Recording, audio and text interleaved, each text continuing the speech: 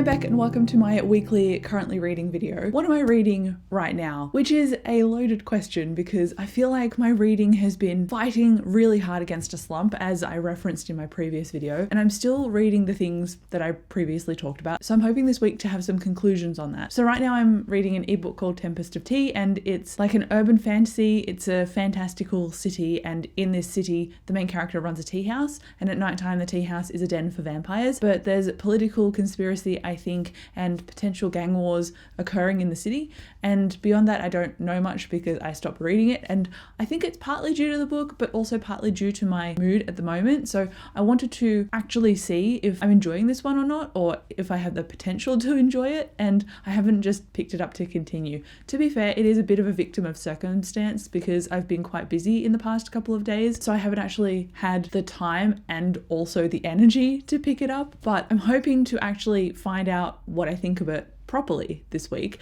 Aside from that, I've got the audiobook Convenience Store Woman, which is a 3-hour audiobook, and it's about this woman who is very happy in her career despite other people questioning her all the time, and it's a translated fiction from Japanese. I'm looking forward to trying it because it's such a short non-fiction that I feel like I could probably enjoy it. Also, I've been to Japan 3 times, so I've got a bit of an understanding of the location and environment that she's coming from, so I'm hoping that I like that one as well. But the main book that I'm currently reading still is Oathbringer, which you're probably sick of seeing me talk about at this point. I'm sick of saying that I'm still reading it. Like, I want to continue and finish it as soon as possible.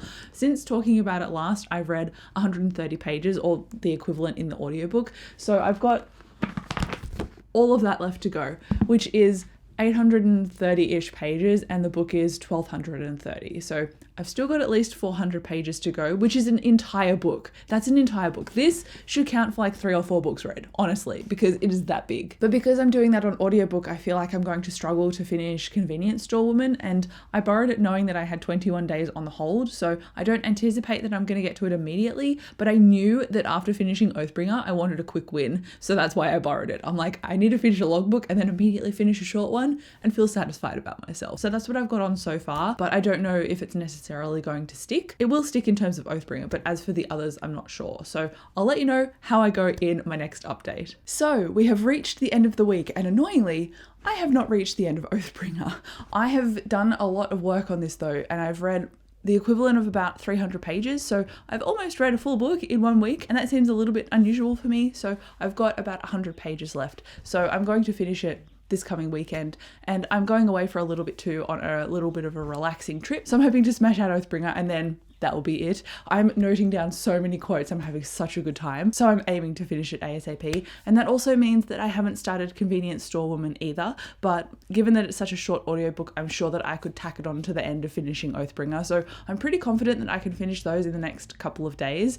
Even though I said that maybe at the start of the week. Anyway, I just have a lot of aspirations apparently. And then, you know, a miracle happened, depending on how you want to look at it. And that is, I got the audiobook for Bloodguard, and Bloodguard is a romantasy, and I've had this on and off my to be read pile for a while, and the audiobook on Libby looked a little odd, and I thought, is this library hold actually going to fulfill? Do they actually have this book? So I've been questioning whether it's actually going to come, and of course it comes when I've got Oathbringer to finish and another book already on loan, but I borrowed it anyway because I'm just like that. And like other romantasy, I don't know too much about Bloodguard. I only know enough that it's got a trial in there, and if there's a magical trial, then I'm down.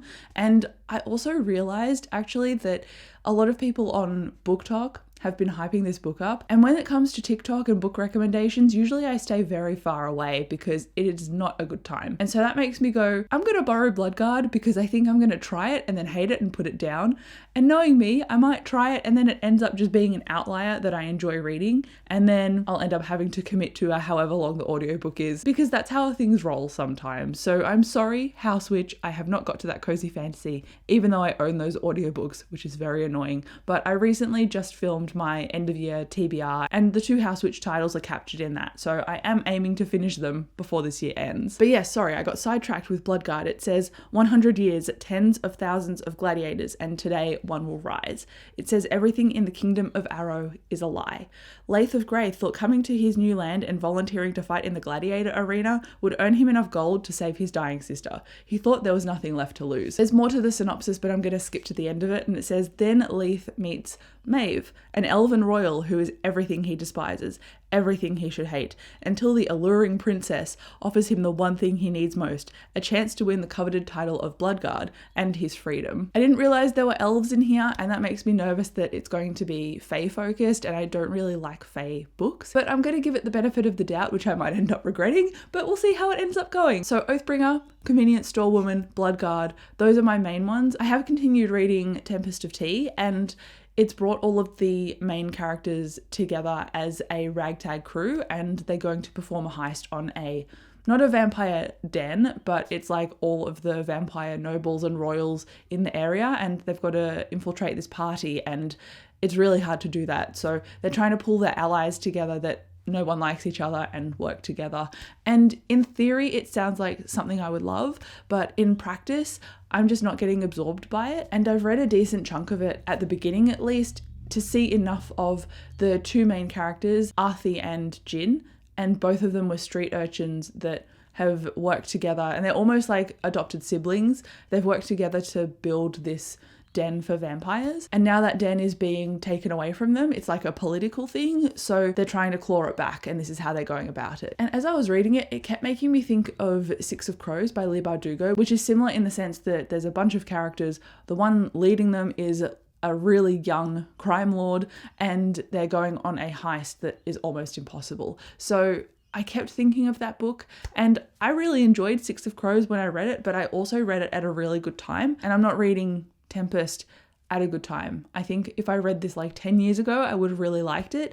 And there's nothing like overtly wrong with it that I can point to say that I want to put it down, but my enjoyment is just not there. Like, I have been forgetting that I'm reading it, and that just means that I'm not interested. So it's not a negative DNF, it's just a practical DNF because I'm just not vibing with it, and that can be okay. But that is it for this video. Like and subscribe if you enjoyed, and come and chat to me down below in the comments if you've read any of these books, if they're on your TBR, if you've got other books you want to talk about, come and chat to me down below. But thank you again so much for watching this video. I'll come and chat to you in the comments, and I'll see you in my next video.